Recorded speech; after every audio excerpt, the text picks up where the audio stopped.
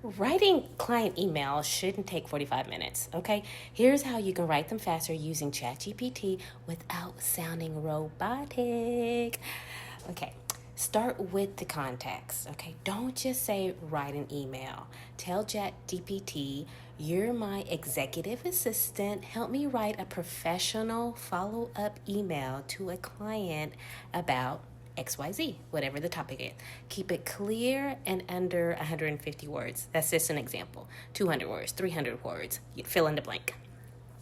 Tip number 2, use a tone anchor. So that might be called several different things, but today we're going to say tone anchor. What that is what you actually sound like. Paste in an old email that you've written and say, match this tone and structure, but apply it to blank, fill in the blank, your new situation. That way it doesn't come off stiff or generic. Okay, because we all still want that natural flow. Now, some people put it into a third-party system and it would spit it out too. You could do that too. But this is something easily that you can backtrack and prompt chat just to do what you say. Tip number 3, pre-write the subject line.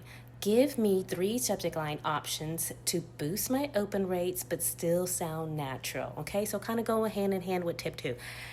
That's a tiny tweak that can seriously improve your response rate. Do you want more AI shortcuts that actually work? Okay, I know you do because we like that too and we use it. So this is real time, real life.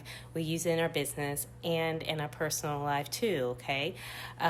Subscribe to our Substack. That's the best place that we give a lot of tips, tools, and resources. Link in the bio.